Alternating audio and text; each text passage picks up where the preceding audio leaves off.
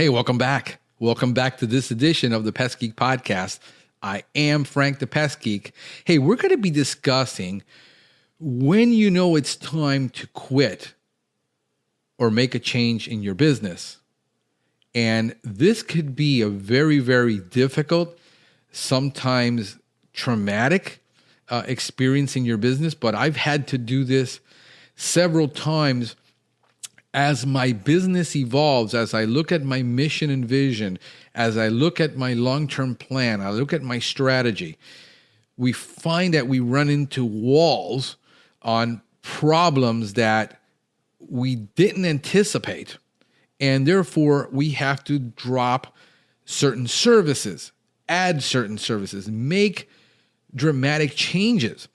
Give you a little bit of background. As you know, I started back in 2006 as a pest control, and in 2009, I launched my own company, and we were a company that I had started in 2009. The economy basically took a dump, and we lost a major part of our business.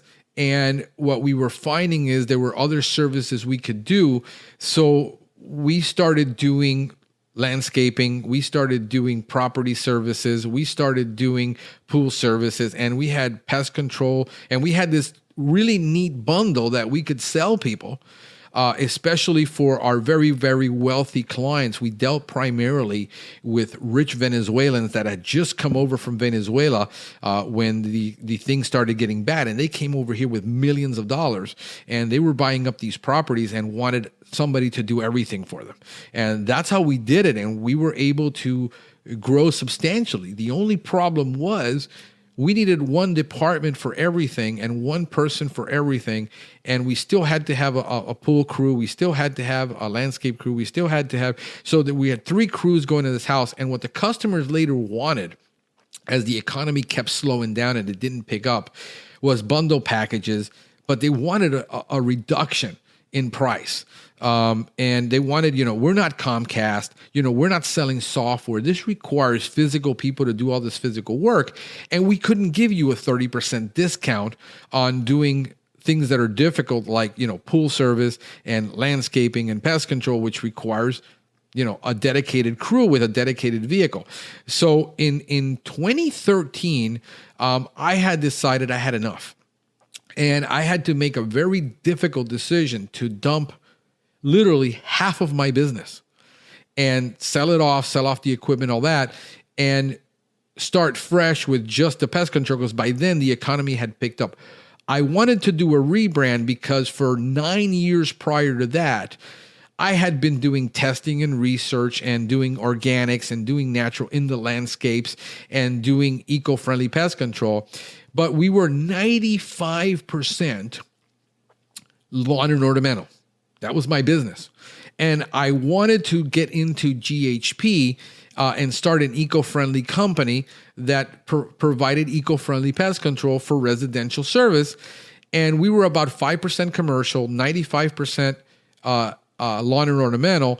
And during that time, I had been doing bee service, bee removal, and I had been doing some wildlife removal, and I was doing bed bug service and stuff that was just really labor intense, which was only really about 1% of our business. So we had equipment for bee service that we didn't really do. And I decided I needed to stop unloading. So I started unloading things that weren't really profitable and we weren't really making money, like wildlife. We weren't getting that many calls, though we were prepared to do it. So we dumped bee service. We dumped we still did bed bug, and it was a nightmare, because what you got to understand about our economy here in South Florida is that we are primarily 50% rental market, which makes it extremely hard for people to spend $1,000 or $2,000, and the landlords don't want to pay for this. So they're having to pay for this out of their own pocket, which gave way to a lot of cheap companies coming in and doing $65 bed bug services monthly. And they would have bed bugs forever, but they were still getting sprayed. And And we couldn't compete with that. Nobody's been able to really set up yet. I've been talking to franchise guys that do heat services. They've never been able to sell one in South Florida. So a lot of things happen when I talk to people about how difficult South Florida is, despite of the tourism and the excitement of, all the money that's down here. A lot of it is investment money. Not a whole lot of people who actually, rental properties. So they buy these properties, they buy them up, and then they're renting them because they realize it's a big rental market. It's very expensive to live here. So I decided that in 2013, and how I came to that decision, because in 2009, I was already making plans to open up an eco-friendly company. Nobody had heard of it. Why did that ever come into my head? And I ever decided I'm going to open up an eco-friendly company? Because I realized that was the future. Well, you got to go back all the way to 2006. This is a very neat story. You go back to 2006 when I first started, and I started in May. I remember it was May 1st of 2006 that I started in the pest control, and I took my first CEU classes in December of 2006. Okay. And I was in primarily lawn and ornamental. This is what I was doing. We were using products like Acephate, Saigon 7, Dilox, Mancocept, Atrazine 2020. And we were mixing sometimes 2 and 3 products in a tank and spraying these out. And I get to this first thing and I'm hearing all about this thing called acetylcholinesterase inhibition. I'm like, what the hell is this? And they start talking about if you're using like products like 7, Carbaryl, and you're using carbamates, and you're using organophosphates, you got to get tested every year. Well, 100% of what I was using was pretty much carbamates and acetates. And I'm like, I'm a former cancer survivor. Do I even really want to be in this business? And I started doing a ton of research on what could be done to reduce my exposure to these chemicals. And basically by 6 months later, I had changed out all those products and went to all new modern products. The problem was these things were extremely cheap. I had to change how we were charging. The company was charging $35 a yard to $45 a yard monthly because they were using all these products. And what I started doing research is where we can go to bi-monthly, double the price, change out the products to more modern products that last longer, that are less exposure to me. And that was a big sell, and I went ahead and did it. And because that's who I am. I make changes. It's much easier for me to apologize than to ask permission. In this company, the owner was 70 years old. He was pretty much done. He had 3 technicians. He was doing dollar apartment buildings and making $500 a day for himself. And he pretty much was done and wasn't caring about this. And we knew that I was going to get through this and start up my own company.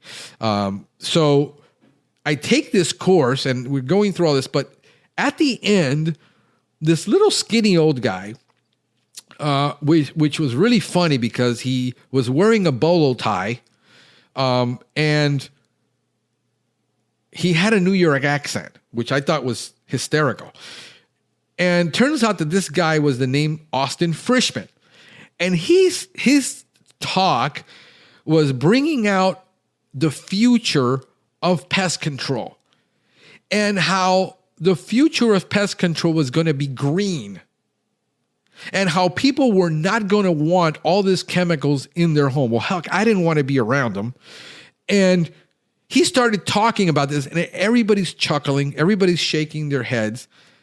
And I look around at all these old guys that are tired, and I'm 30 something years old. And I'm thinking, oh my God, nobody cares for this green thing. And here's this guy who's accredited, and I didn't know much about him. Then I really found out the guy is a freaking genius. And he's talking about all this and nobody's interested. There's a niche that I can start my business with, which I was planning to start my own business. Here was the problem. Organics, organic soaps, organic products, organic produce was just starting to get into the marketplace. And when I read everybody wants organic and everybody wants it, and 50% of people say they want it, and I started reading all these news reports, and I said, but man, that stuff is expensive. How many people are actually buying? So I pulled up I think, I don't remember if it was Reuters or if it was one of these survey companies, and they were doing national surveys of how many people were actually buying organic services. And it turned out that really 50% wanted it, but only if it didn't cost more. So everybody wanted it as long as it didn't cost more. The reality was that only 4% of people were actually buying these products. When they were coming into the marketplace. And I said, there's no way that I can start an eco-friendly business, Go Organics, and start this and do all this with a 4% market share. It isn't going to happen. Come in 2009, it was still around 2 to 4%. Nobody was going to do this. I'm making plans. I'm saying I want to go through franchising, and I'm writing up all these plans and doing all the research. I mean, I had a stack of about contracts that I was reading through, franchise contracts, to understand the legal part. And literally it was that thick. I had it on my desk, and I read through probably about 2,000-3,000 pages of contracts. So I already had made major changes. By the time I started my company, we were using all modern products. We weren't, but I started in 2009. Market takes a dump. I started adding all these other services to survive. And landscapers are doing illegal pest control. They're doing it for their clients. Clients are dropping. I said, no, they're going to do it for half price of what you're charging. I'm competing with all this. And by 2013, 2012, I am 4 trucks, 4 different crews. People are turning over constantly because you can't keep people in that environment. People are wanting to get paid cash. We couldn't make it. I'm running crews, and I'm thinking I'm exhausted. I'm working 70 hours a week, and I made only $10,000 more than I made the year before, and then the year before that. And I said I need a major change. By that time, I do the research again and find, hey, 13% market share. Now everybody's accepting this. When you understand the diffusion of innovation, you understand that the early adopters have already paved the way, and it's starting to become with people that are more accepting because the prices have gone down. Still, I've been doing now research on this and testing and I had been able to get it into ornamentals, and we were getting really good at doing organics. We got into what is known as IPM for landscapes because there wasn't a way. So I had found out how to reduce the chemical usage to about 66% and the water that we use to about 90%, where we didn't need big trucks. We could do it with small equipment. We do it with a lot less chemical. We educate the customer. We only apply herbicides and fungicides when there's an actual problem. And if we manage the water and showed the customer how to get the cultural practice right, we got a major reduction in pesticide where we didn't have to use a lot of it. We used like 5% herbicides. Maybe we were using maybe 5% on fungicides, and then it was insecticide, and then we went to organic fertilizers, and we had a program that was really good by this time. The problem is I had never done GHP really in organics, and I learned to do IPM. I took an entire course from FMC back in 2007 and learned how to do commercial and industrial IPM the way it's done in facilities and hospitals. And I said, the closest thing I got to organics is this. Then we went into organic facility management, and I understood how to do organic facilities to be able to comply with certification of organic products. And I said, this is the best thing we have. So what we did is we brought an organic facilities management mentality to where it included a ton of exclusion and doing repairs and sealing and caulking and educating the customer on not putting any pesticides in the home, using borate products exclusively inside the home, using only baits. And I already had an entire system. Hard part was I got to dump half my business to make this thing happen because I can't move forward. All of this is taking up so much of my time. Dealing with all these clowns of employees and contractors and things was a nightmare.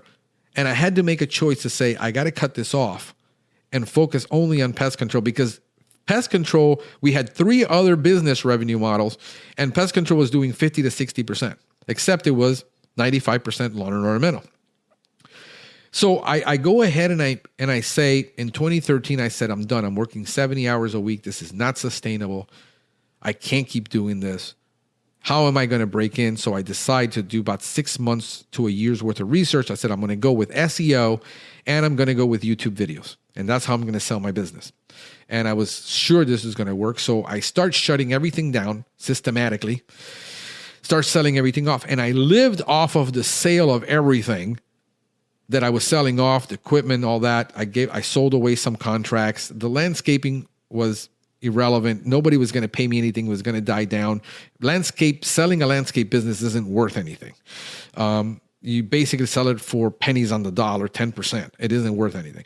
And I lived off the sale while I was building up the pest control only and doing online videos. I was blogging once a day, doing 1 video a day, and it started to take off, and I rebranded to a new name because there was already an acceptance in the market. And sure enough, that started working to the point where I was working in 2013, 2014, 2015.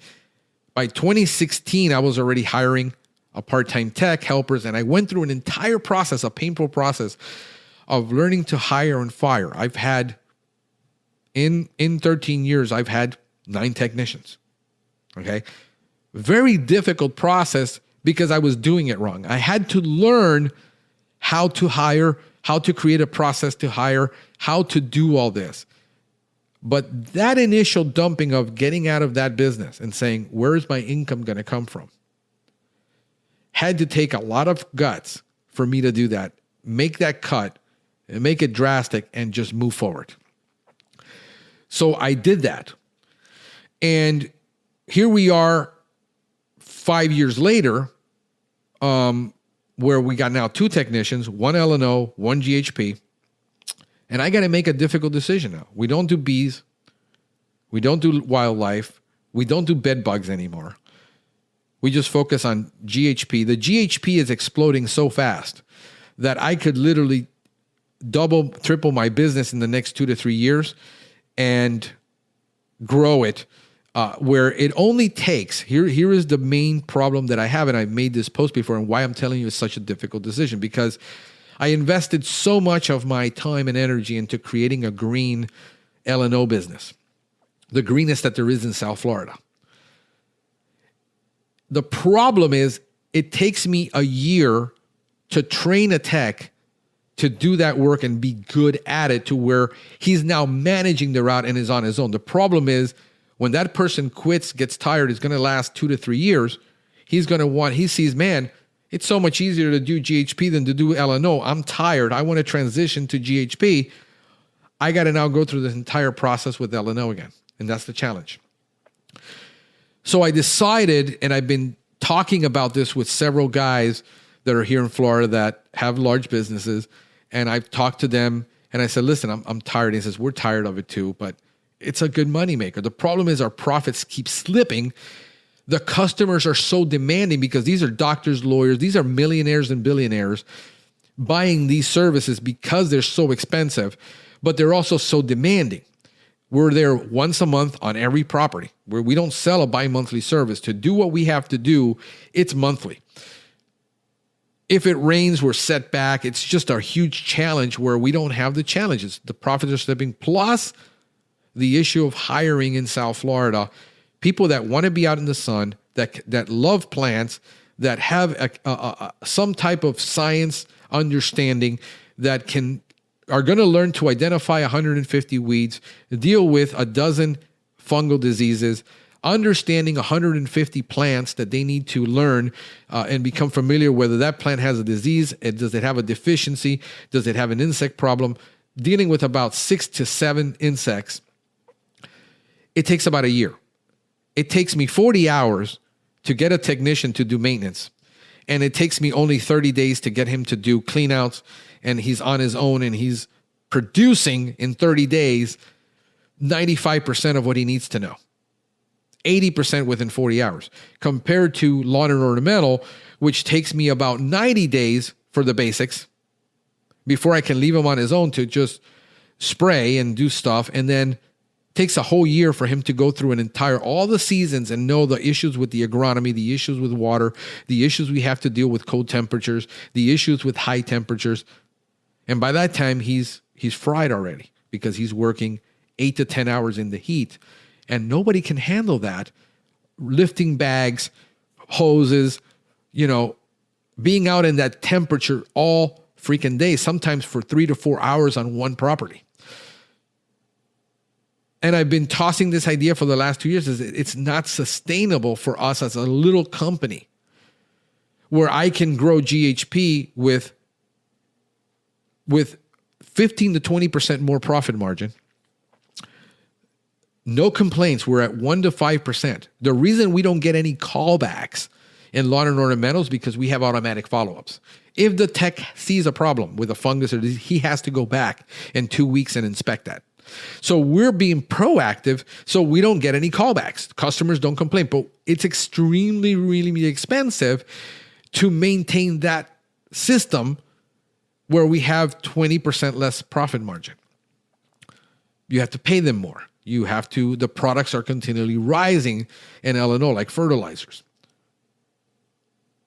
And I've decided finally this last week that I am going to get out of the L&O business. And most people say, well, geez, you're going to lose all of it. When are you going to sell it off? And I said, well, it's going to be a transitional phase because it's my baby. But as a business owner, I can't fall in love with anything that isn't loving me back. As a business owner, I got to think of the health of the company, not personally what I would want. My mission and vision is still to be the most eco-friendly company that we can be. We're greener already than the majority of our competitors. We're there. We have a system, a protocol, policy, procedure, SOPs that are pretty much 98 to 99% with GHP. We don't have that with NLO. We're about, at best, we're 80%. Much easier to train, higher profit margins. Our average GHP service is 15 minutes. We charge an average of about $85 every 2 months.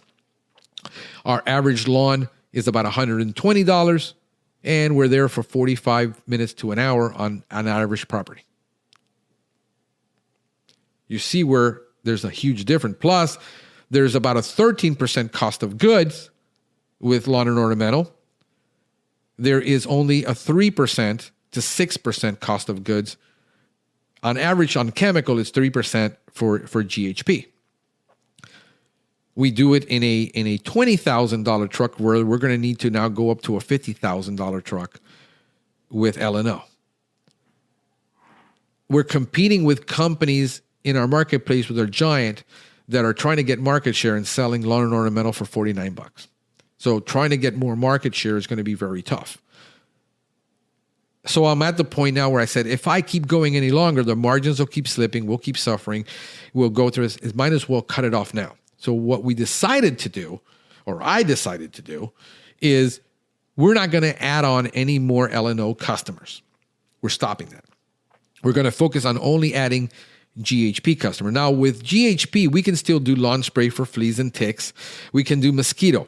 That is not L&O. And a lot of places, lawn and ornamental is that. For us, it isn't. That's under GHP. We have a 100% natural program for flea and tick. We have a natural program for mosquito. We have a natural program for rodent control. We're set. We have 5 revenue models for GHP, and we're going to keep only part of lawn and ornamental, which is shrub treatments, because we do systemic shrub treatments. That's a big money maker for us, but it doesn't require a ton of training. We don't deal with diseases in those plants anyway, and we don't have to deal with nutritional problems. So we're keeping that portion. We're also going to keep palm treatments because that's big for us. But we're getting rid of the lawn part of dealing with weeds and diseases and plants, and a customer that installs 50 plants in a landscape, and they're all these little plants that we have to micromanage for them. And they want to see them all perfect all year long, and that is just exhausting. So we're switching that model and getting rid of the need for larger vehicles that cost, and let it naturally just dissolve over the next 2 to 3 years, where if customers drop off, we don't replace them. We're just replacing with more GHP. And eventually that tech also does GHP because he's already on these properties. It's easy to do from 2 vehicles. We've done it. And that's it. That's going to be to get out of and transition and to be known really as an eco-friendly company, because I feel sometimes like a fraud where we can't really be green the way we are in GHP, and the customer, you still have to put the herbicide, you still have to put the fungicide. What we've done is radical reduction, but we're still not as green as I would want it to be. And ideally, and being an idealist, I can't do it. So this is why I am making this difficult decision in my business, and to explain to you that when you're growing, you're going to find out things that as you grow that, hey, the way you thought and the way you thought this was going to go isn't the real way it's going to need to go. And you have to make those hard decisions to drop certain services that you no longer provide for your clients and maybe send it to a specialist. So I've got a guy that does my termites that I just recommend him. I don't do termites. I don't deal with it. I just say, look, you need to call him and he can handle that for you. And I get, a referral bonus for that. I got a guy that does bee service that I do the same thing. This is his specialty. And I just refer the client to them. And what I'll have to do now is just say, listen, we don't do it. I recommend this company that does pretty much what we do. They do a really good job. And make some friends. And that's what I do. So that's the whole thing, to be able to move in the direction that I see that I want to move, be able to be the company that I want to be able to have a business model that is profitable, but also easily duplicatable for us. And the reason it's easily duplicatable, why isn't everybody doing it? The reason is you have to change your mindset. Anybody can do what we do. The problem is people can't change the mindset, and they don't have the concept of building brand. I am about building brand, not building transactions. The transactions will come because of the brand promise, and our integrity in that segment. And I want to recommend for you, I got a bunch of books that helped me to do this when I was making all these decisions. And where did my books go? But books like The E-Myth was huge for me in helping me change my mind from a single operator to creating systems. Clockworks is another great book. Good to Great, about how I have to get the right people on the bus, get systems in place, and create all SOPs to do this.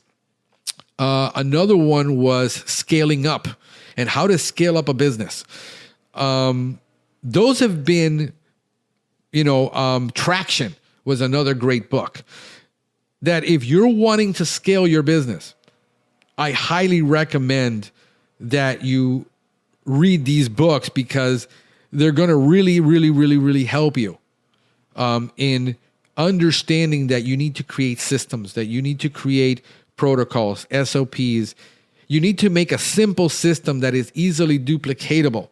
Anybody can create a McDonald's. Anybody can create a Subway.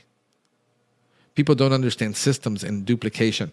And we have a system now that, like I said, we get control for clients. We got a 98, 99% success rate within 2 services for 90-something% of what we do.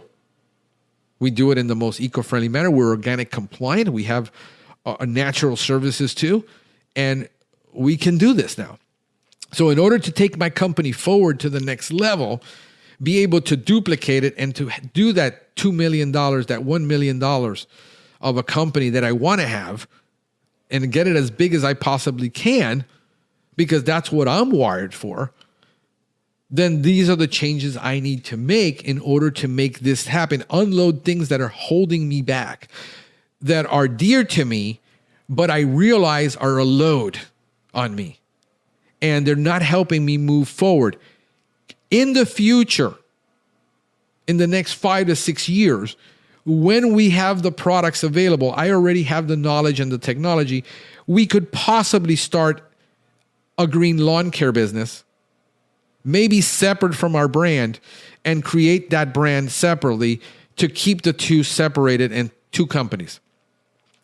And that's something I'm looking at and things that I struggle with. And these are struggles that they're not easy to make. I mean, people say, just make decisions. No, these are really difficult decisions that I have to make in my business. But I hope, and I've been proven right by the decisions I've made so far.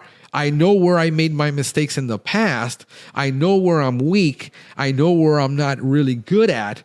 And focus on my strengths, focus on the things that I know how to do well. Things like being in front of this microphone, things like being in front of a camera, being in front of people. I need to be the face of the brand and be in front of as many people as I can get in front of to pitch my story to. The podcast has been about pest control and about techniques and products. And I think the podcast is taking on a new life where it's about now my journey into the future of growing a business, still doing training, getting people trained and people educated, but more of documenting this journey in my life, helping other people who want to grow through the journey, not because I'm a guru, not because I'm an expert, because I'm not, but because I've already walked through the places that you're going to be wanting to walk through, and then I can help you navigate that, if that makes any sense. So I know how to get from here to here. I can help you from here to here, and then I'm going to learn how to do it from here to here, and then help the next phase up. So this is where we're going. This is what I'm challenged with. This is the struggles, the pain that is involved in growing a business. But once you go through it, you figure it out that, hey, looking back, it's probably the best decision I've ever made, even though it was very painful at the time. I hope that makes sense for you. Hey, guys, do me a favor. If this has been helpful to you, hey, would you subscribe to the channel below? Give it a like. Leave me your comments, because I do respond to the comments. And go ahead and share this with your friends. I would greatly appreciate that from you. Hey, this has been Frank the Pest Geek wishing you a pestacular day.